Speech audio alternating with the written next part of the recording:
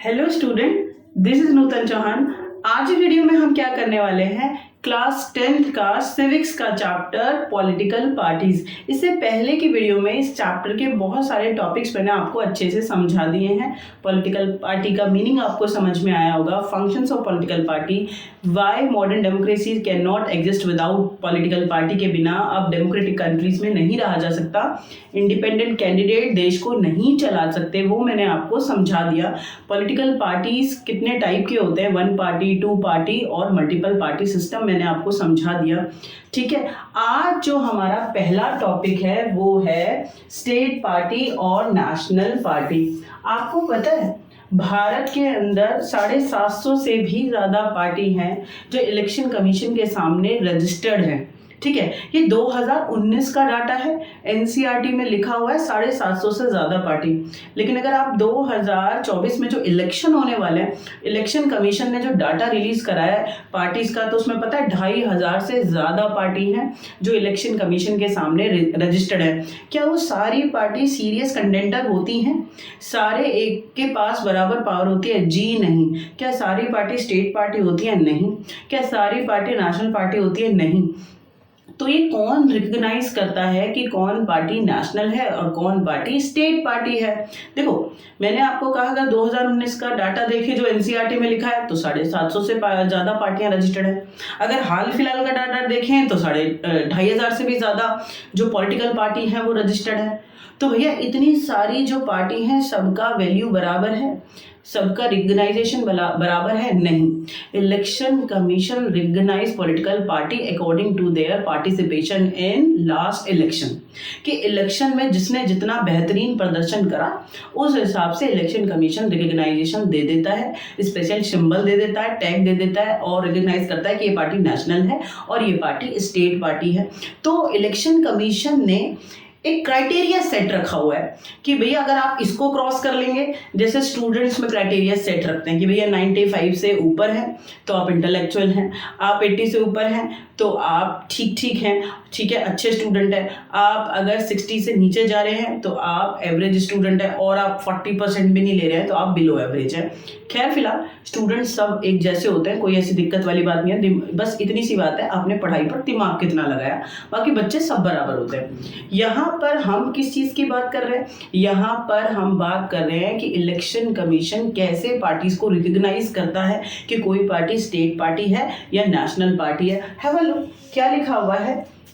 A party that secures at least 6% of the total votes in an election of legislative assembly, state legislative assembly of a state, and win at least 2 seats in recognized as a state party.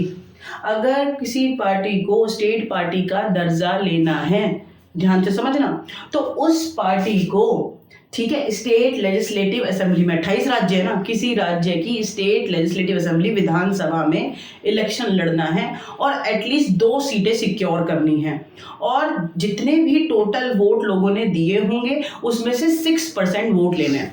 भाई मान लो हरियाणा में election हुए, state legislative assembly के election हुए, ठीक है, और chief minister को चुनने के इलेक्शन हुए, एमएलए वाले इलेक्शन, ठीक है, तो हरियाणा की स्टेट और स्टेट असेंबली के लिए इलेक्शन हुए।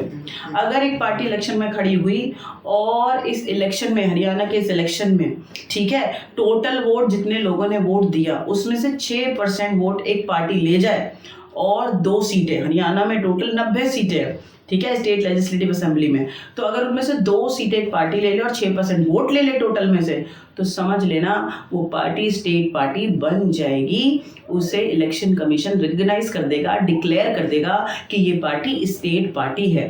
इतनी बात आपके दिमाग में गई होगी। अब आगे चल लेते हैं, नेशनल पार्टी कैसे बना जा सकता है? बहुत सिंपल सी बात है, कैसे बना जा सकता है?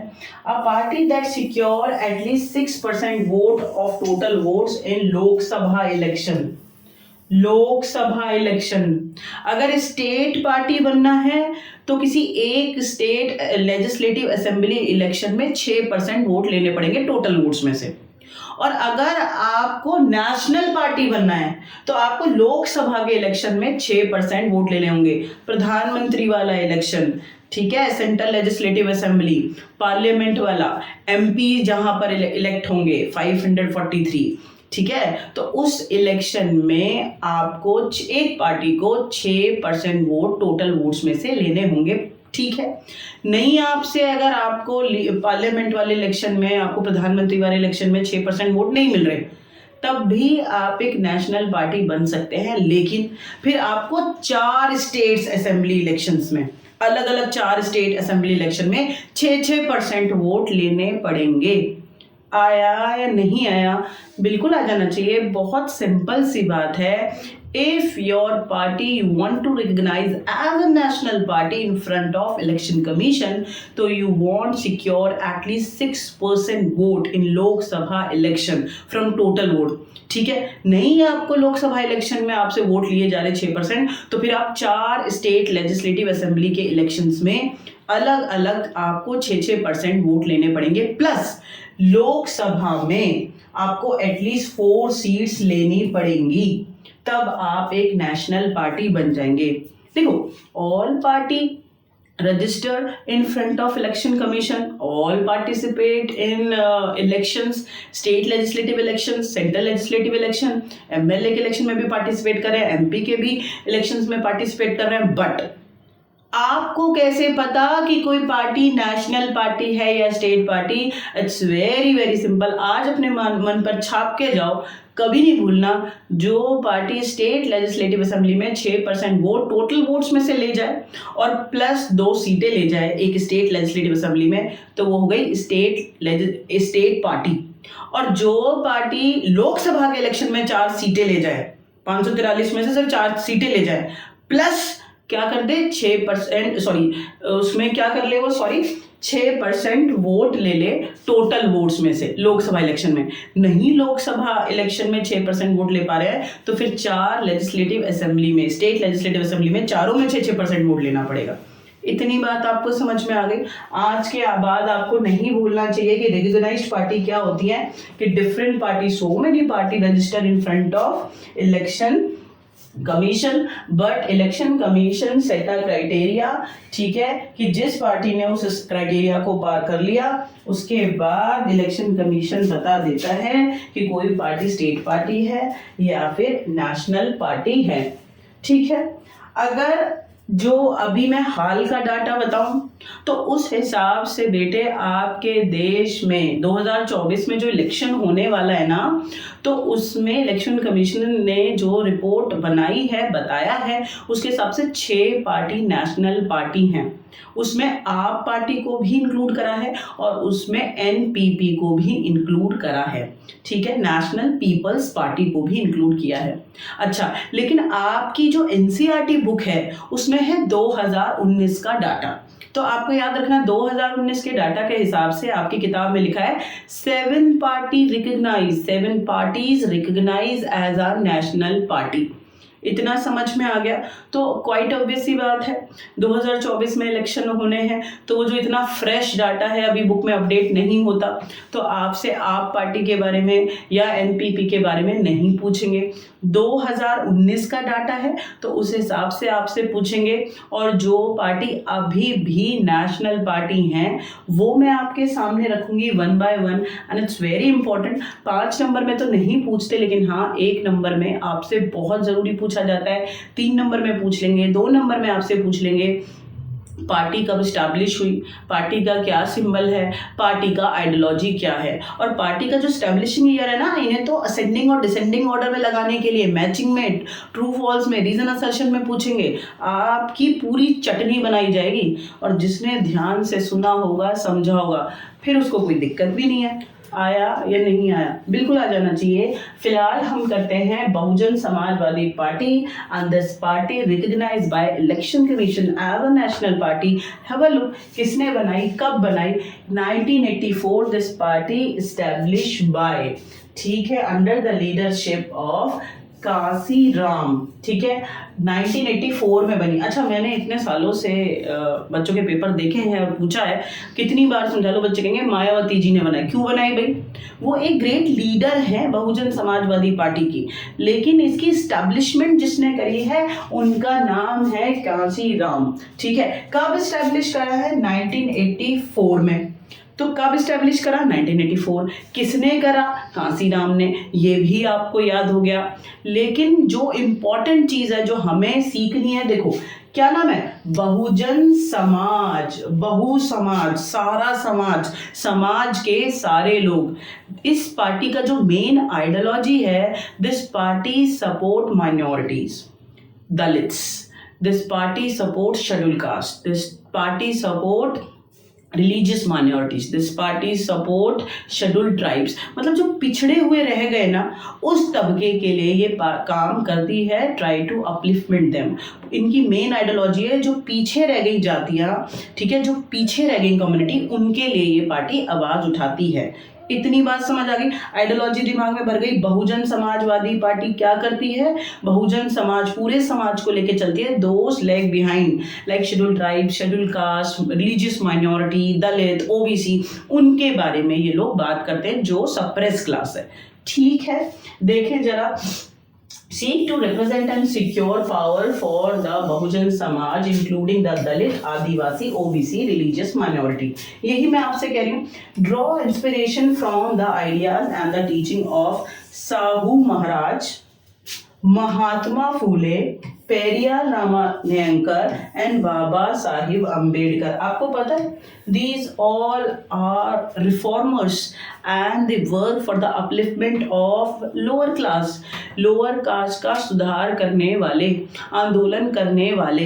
बी आर अम्बेडकर बहुत फेमस नाम है, ज्योतिबा फूले या महात्मा फूले कहते हैं, बहुत बड़ा नाम है, ठीक है। पेरियार रामास्वामी नयंकर बहुत बड़ा नाम है, साहू महाराज बहुत बड़ा नाम है। तो ये सारे जो लोग हैं ना, ये सारे आइडल हैं बहुजन समाजवादी पार्टी के लिए। Bahujan Samajwadi party follow all these historical personalities. इतनी बात समझ में आ गई?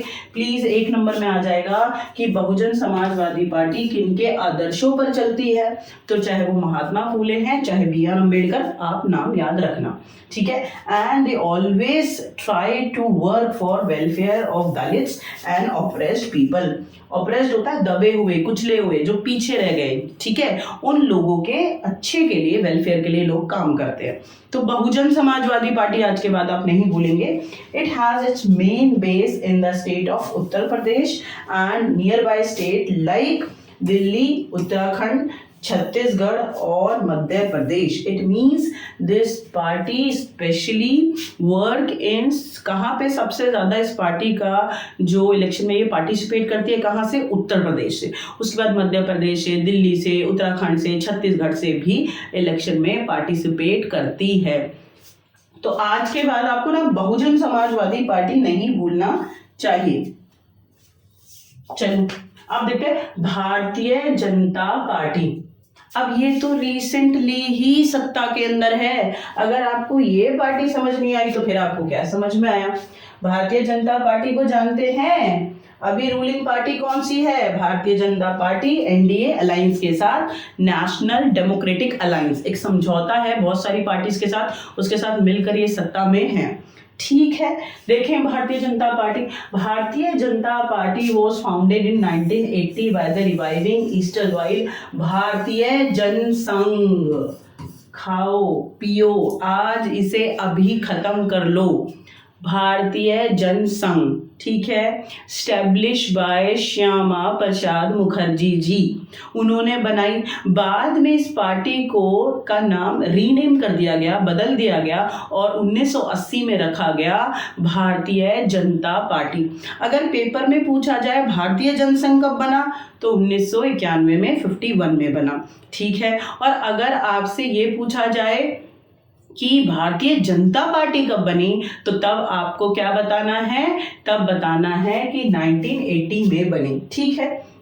BJP form by Shyama Prasad Mukherjee इन 1951, क्योंकि भारतीय जनसंघ पहले बना ना, श्यामा प्रसाद मुखर्जी ने बनाया, बाद में इसी का नाम बदलकर 80 में बीजेपी रख दिया गया, भारतीय जनता पार्टी।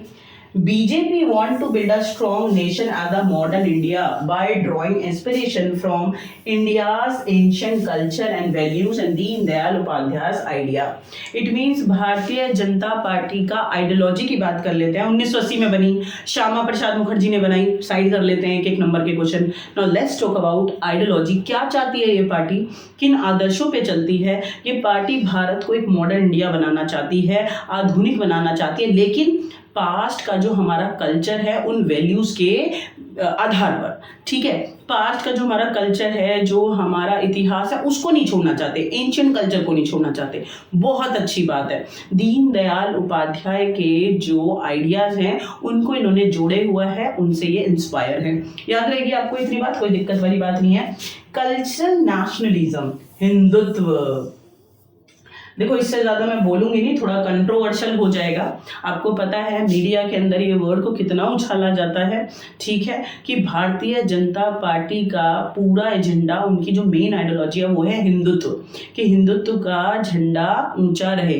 मैं नहीं बोल रही हूँ, किताब में लिखा हुआ है, ये उनका बेस है कि वो इस तरीके से आगे बढ़ते हैं. इनका आइडियोलॉजी है कि हिंदुत्व आइडियोलॉजी है कि हिंदुओं को आगे बढ़ाना है. ठीक है, कोई दिक्कत वाली बात नहीं है. In an important element in its conception of Indian nationalhood and politics. ठीक है, जो उनका पॉलिटिकल सिस्टम है, जो उनकी राजनीतिक करने का तरीका है, तो उसका बेस क्या है? उसका बेस है हिंदुत्व. ठीक है, जैसे मैंने अभी आपको बहुजन समाजवादी पार्टी बताया, उसका बेस क्या है? दलित. वो दलितों के अपलिफ्टमेंट के लिए काम करते हैं. इसी तरीके से जो भारतीय जनता पार्टी है उसका बेस क्या है? उसकी बेस किस चीज पर वो लेकर काम करते हैं? तो वो है हिंदुत्व. ठीक है, BJP want to build a full territorial and the political integration of Jammu Kashmir. देखो भारतीय जनता पार्टी जब भी सत्ता में आई, उनकी आइडियोलॉजी में इंक्लूड है व्हाट दे वांट, पूरे तरीके से जम्मू कश्मीर को भारत का हिस्सा बनाना चाहते हैं. आई अप्रिशिएट, बिल्कुल हो जाना चाहिए. आपके देश का हिस्सा है तो पूरे तरीके से आपका उस पर कंट्रोल होना चाहिए, और बीजेपी वर्क ऑन इट. अच्छी बात है, बहुत अच्छी बात है. तो बीजेपी जम्मू कश्मीर को पूरा भारत के अंदर मिलाना चाहती है. ठीक है, जैसे दूसरे राज्य हैं वैसा रखना चाहती है. ठीक है, प्लस बीजेपी हिंदुत्व को लेकर चलती है. प्लस एक और जो इंपॉर्टेंट चीज है वो है यूनिफॉर्म सिविल कोड. भारतीय जनता पार्टी चाहती है कि पूरे समाज पर एक जैसा सिविल कोड हो, एक जैसे कानून. हिंदू है या मुसलमान, सिख हैं या ईसाई, हर जाति हर धर्म के लिए एक जैसे नियम और कानून होने चाहिए. तो जब भी बीजेपी आती है तो इसे भी पार्लियामेंट में उठाती है और यूनिफॉर्म लॉ बनाना चाहती है, सबके लिए एक जैसे कानून. कंट्रोवर्शियल है तो डिबेट चलती रहती है कि सही है या गलत है, वो तो मैं नहीं आपको कह सकती. बट फिलहाल आपको याद रखना है कि बीजेपी यूनिफॉर्म सिविल कोड को लाना चाहती है, जम्मू कश्मीर को भारत में मिलाना चाहती है, हिंदुत्व को लेकर आगे चलती है, एंशियंट कल्चर को आगे लेकर चलती है. ठीक है, इंडिया को मॉडर्न बनाना चाहते हैं. तो these all are part of ideology of what? BJP. याद रहेगा, कोई दिक्कत है? बहुत सिंपल सी बात है यार. इमेजिनेशन में जब आएंगे, और ये तो रीसेंट पार्टी है, रूलिंग पार्टी है, तो इसे तो कुछ याद करने वाली कोई बात है नहीं. It's election symbol is lotus. BJP का सबको पता है, अभी इलेक्शन होंगे तो आप वैसे भी देख लेंगे, तो उनका जो इलेक्शन सिंबल है वो लोटस है. Its support. अच्छा, बहुजन समाजवादी पार्टी का क्या है? एलिफेंट. याद रखना. ठीक है, its support base increase in 1998 as the NDA. आपको पता है बीजेपी एक रूलिंग पार्टी है, एक नेशनल पार्टी है, और बड़ी मात्रा में बहुमत के साथ 2019 में इलेक्शन को जीत. एक इम्पॉर्टेंट इंफॉर्मेशन, अगर आपको 9th और 10th क्लास के सोशल साइंस के नोट्स चाहिए, या आपको 11th और 12th क्लास के हिस्ट्री ऑफ पॉलिटिकल साइंस के नोट्स चाहिए, तो फिर आप मेरे नॉलेज हब ऐप को ज्वाइन कर सकते हैं, या आप मेरे टेलीग्राम लिंक को ज्वाइन कर सकते हैं. दोनों आपको डिस्क्रिप्शन बॉक्स में मिल जाएगा लिंक. आप यहाँ से इजी लैंग्वेज में बहुत अच्छे से एक्सप्लेनेशन है नोट्स में, आप पढ़ सकते हैं. तो आपकी जो स्टडी का जो पूरा रास्ता है वो बहुत आसान होने वाला है. आप वीडियोस को देखते रहो, नोट्स को पढ़ते रहो और खुश रहो, और आपका एग्जाम अपने आप बहुत अच्छा होने वाला है. ठीक है. अकेले बीजेपी ने 303 सीटें जीत ली थी, अकेले ही मेजोरिटी से गवर्नमेंट बना ली थी। फिर भी बीजेपी ने छोटे छोटे पार्टीज के साथ, स्टेट और रीजनल पार्टीज के साथ क्या बनाया हुआ है, अलायंस, की अगर बीजेपी पूर्ण बहुमत नहीं ले पाती तो उनसे सीटें ले लेती। ठीक है, तो बीजेपी ने का जो पावर बढ़ने लगा वो 1998 के बाद बढ़ने लगा, और बीजेपी को हम क्या कहते हैं, एनडीए, नेशनल डेमोक्रेटिक अलायंस। क्यों कहते हैं? क्योंकि बीजेपी के साथ छोटी छोटी पार्टीज ने कोलैप्स किया हुआ है, अलायंस, समझौता किया हुआ है। ठीक है, कांग्रेस का भी एक अलायंस है, यूपीए, यूनाइटेड प्रोग्रेसिव अलायंस। बोलो तो, यूपीए, यूनाइटेड प्रोग्रेसिव अलायंस हो जाएगा, कोई बड़ी बात नहीं है। ठीक है, तो बीजेपी आपके दिमाग में बिल्कुल भरा होगा। आगे चलते हैं। Communist party of India, Marxist, CPI. ठीक है, ये आपको थोड़ा सा याद रखना पड़ेगा, क्योंकि ये जो पार्टी है भारत के आदर्शों पे ना चलकर, और ये सोशलिज्म के आइडियोलॉजी को फॉलो करते हैं। अब आप कहोगे मैडम सोशलिज्म तो हमारे कॉन्स्टिट्यूशन में भी है। हाँ है, लेकिन हमारे देश में ये एक आदर्श है और सोशलिज्म को भी हम मानते हैं, कोई दिक्कत वाली बात नहीं है, बहुत ही अच्छा आइडियोलॉजी है। ठीक है, 9th में इसको हमने अच्छे से डिस्क्राइब करा है। फिलहाल आपको ये बात समझनी पड़ेगी कि सीपीआई, ठीक है, कम्युनिस्ट पार्टी ऑफ इंडिया भी एक नेशनल पार्टी थी। ठीक है, 2019 के डाटा से अगर आप बुक में देखेंगे तो है, और आप देखेंगे सीपीआईएम भी नेशनल पार्टी है और अब भी है। ठीक है, लेकिन हम फिलहाल यहाँ पे करेंगे कम्युनिस्ट पार्टी ऑफ इंडिया। ठीक है, मार्क्सिस्ट पार्टी। क्यों? देखो, अगर हम सीपीआई की बात करें, सीपीआई तो ये 1925 में बनी, और इससे बेटा स्प्लिट होकर टूट कर एक और पार्टी बनी, सीपीआईएम। ठीक है, सीपीआईएम। तो हम अभी सीपीआईएम पढ़ेंगे, ये 1964 में बनी है। बात समझ में आ गई क्या कह रही हूँ? कि एक है CPI, communist party of India, 1925। ये पार्टी भी 2019 का डाटा देखे तो नेशनल पार्टी थी, अब नहीं है। 2019 के इलेक्शन में इलेक्शन कमीशन ने इसको ये दर्जा हटा दिया है। तो फिलहाल आज हम सिर्फ communist party of India, Marxist यानी एम, जिसके अंदर एम लिखा हुआ है, ये पढ़ेंगे। ये पार्टी सीपीआई से ही निकली हुई है, टूट गई और ये बन गई सीपीआईएम। ठीक है, It was founded in 1964 after the split of CPI। यही तो गला फाड़ रही हूँ, बैठाओ मन पे कि CPIM today it party recognized as a this party recognized as a national party। ठीक है, established in 1964 and this was a split from कहाँ से निकली है? CPI से, इस पार्टी में से निकली है। It believe in Marxism and Leninism। अब पहले ये बात समझो, ये क्या बवाल है, मार्क्सिज्म एंड लेनिज्म। आपने मार्क्स नाम सुना है, कार्ल मार्क्स। आपने व्लादिमीर लेनिन नाम सुना है? ये दोनों नाम आपने 9th क्लास में रशियन रेवोल्यूशन में पढ़े होंगे। ठीक है, कि socialism came in Europe and Russian revolution. तो व्लादिमीर लेनिन वो हैं जिन्होंने रशिया में सोशलिज्म को बढ़ाया, अक्टूबर रेवोल्यूशन के बाद सत्ता में आए व्लादिमीर लेनिन।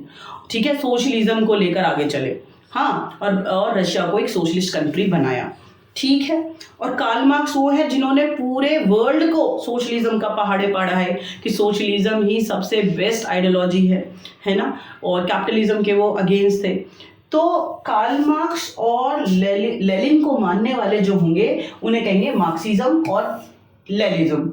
तो ये जो पार्टी है ये किसके आदर्शों को मानती है? जैसे बहुजन समाजवादी पार्टी है, वो B.R. अम्बेडकर के आदर्शों पे चलती है। अगर मैं बीजेपी की बात करूं तो दीनदयाल उपाध्याय के आइडियाज पे चलती है। तो इसी तरीके से जो कम्युनिस्ट पार्टी ऑफ इंडिया है, मार्क्सिस्ट, ये किसके आइडियाज पे चलती है? मार्क्सिज्म और लेनिज्म, यानी कार्ल मार्क्स और व्लादिमीर लेनिन। ठीक है, इतनी बात आ जानी चाहिए, कोई दिक्कत वाली बात नहीं है। It support socialism, secularism, democracy and oppose. पहले सपोर्ट देख लेते हैं। Ideology, CPIM party support socialism, समाजवाद को विश्वास करते हैं। सेकुलरिज्म इट मीन्स धर्मनिरपेक्षता, सारे धर्म इनके लिए बराबर हैं। डेमोक्रेसी को बिलीव करते हैं।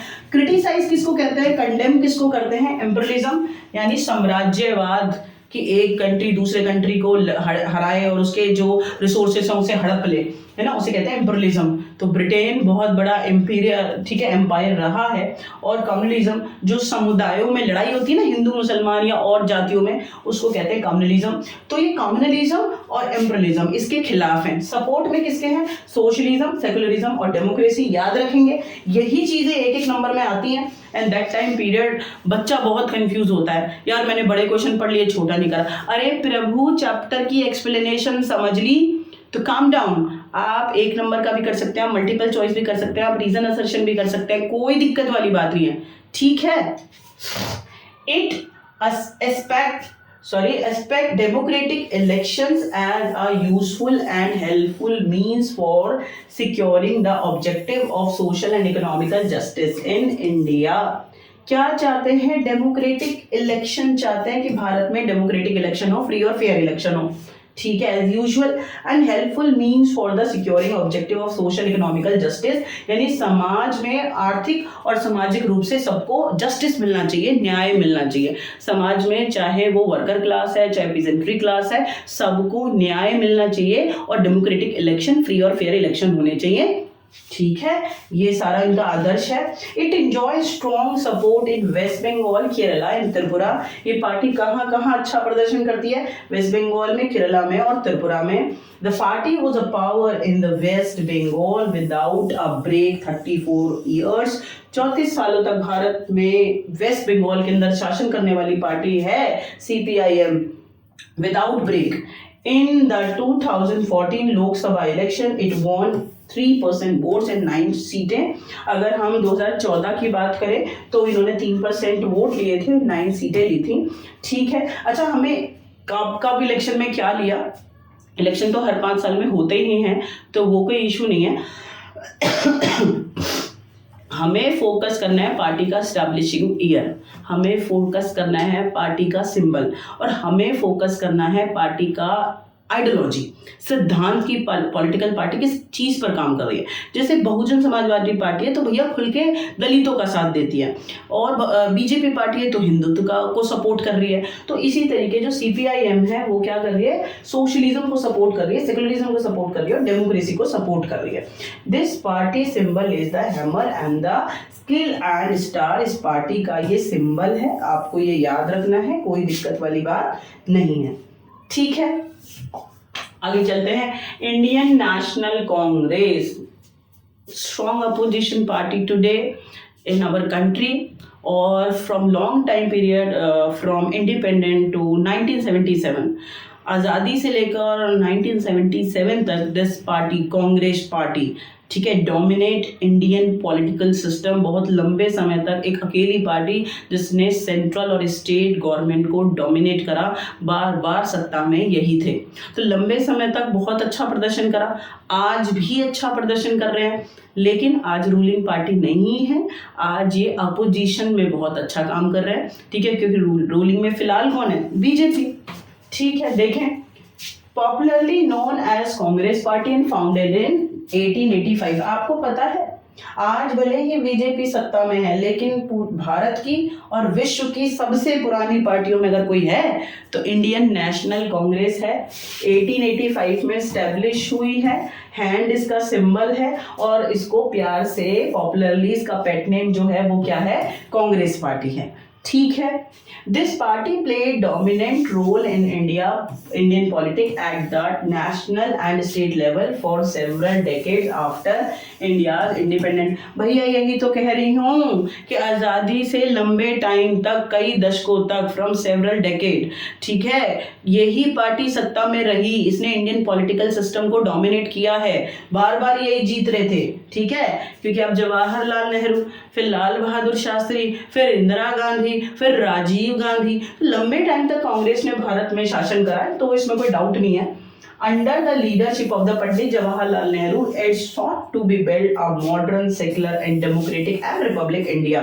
जब जवाहरलाल नेहरू सत्ता में थे तो उन्होंने कैसा इंडिया बनाना चाहा? मॉडर्न, सेकुलर, डेमोक्रेटिक और रिपब्लिक। मैं पूरी आशा करती हूँ इन शब्दों से कहीं ना कहीं आप फैमिलियर है। आधुनिक भारत को बनाना चाहते थे, मॉडर्न इंडिया, जहाँ डेवलपमेंट और सेकुलर, सारे धर्मों को जहाँ पर रिस्पेक्ट किया जाए, डेमोक्रेटिक जहाँ पर लोगों में इक्वालिटी हो और सरकार को लोग खुद चुने, रिपब्लिक जहाँ पे जो हेड होता है वो हेडेट्री नहीं होता, वंशवाद नहीं होता, चुना हुआ राजा होता है, वो मैं आपको समझा चुकी हूँ। तो ये आदर्श रहे हैं पंडित जवाहरलाल नेहरू के भारत के लिए कि भारत ऐसा होना चाहिए।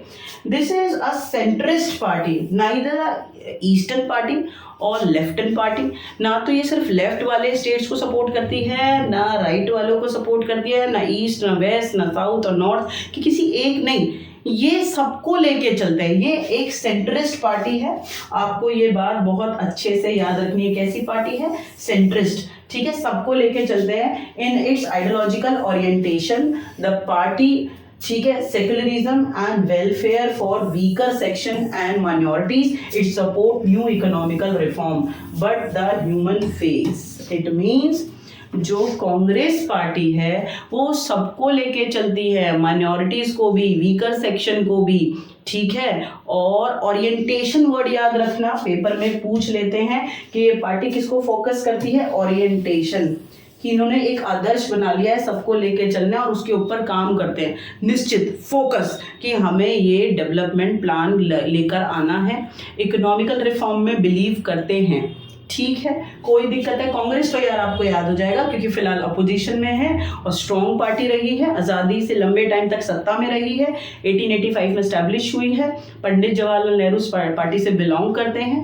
पार्टी और आइडियोलॉजी में बात करें तो ओरिएंटेशन वर्ड याद करेंगे, डेमोक्रेसी वर्ड याद करेंगे, सेकुलरिज्म वर्ड याद करेंगे, रिपब्लिक वर्ड याद करेंगे आप, ठीक है, कोई दिक्कत वाली बात नहीं है। 2000 in election symbol of the hand, हाथ इसका सिंबल है। Congress again led the countries as UPA from 2004 to 2014।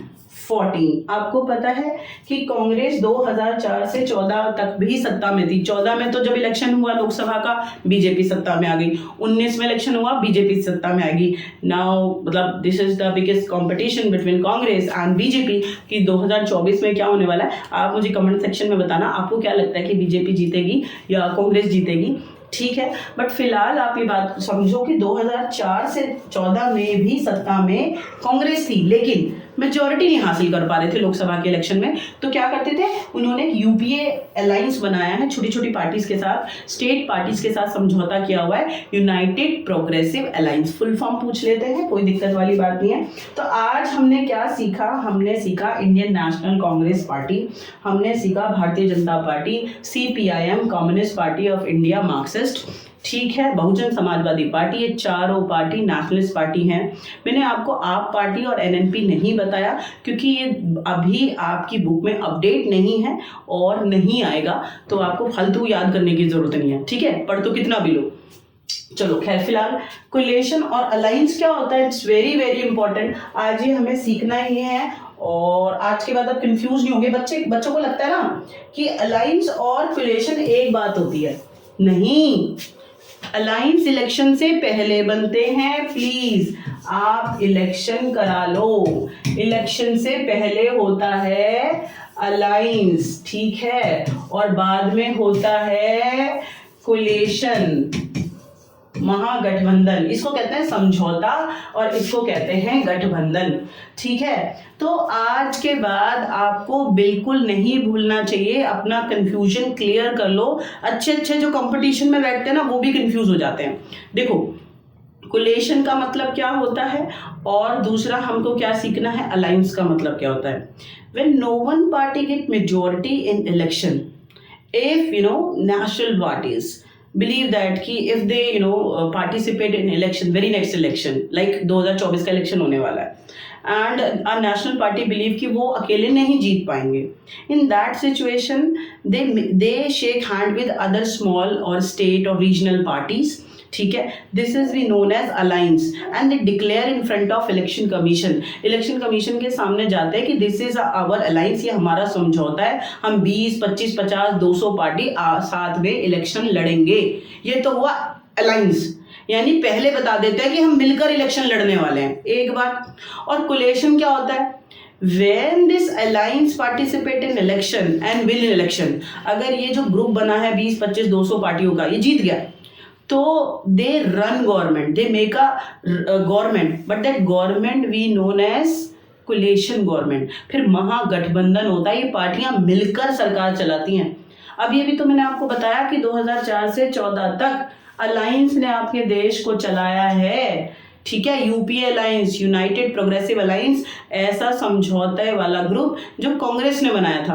और अभी भी आपके देश में भले ही मेजॉरिटी से बीजेपी जीते, लेकिन पूरे अलायंस का नाम आता है एनडीए। बीजेपी ने बहुत सारी पार्टीज के साथ समझौता किया हुआ है, ठीक है, नेशनल डेमोक्रेटिक अलायंस। याद रहेगा आपको, कोई दिक्कत है बिल्कुल नहीं होनी चाहिए। जरा देखो, when several party in a multi-party system join hand for a purpose of contesting election and winning power, it called the alliance or front।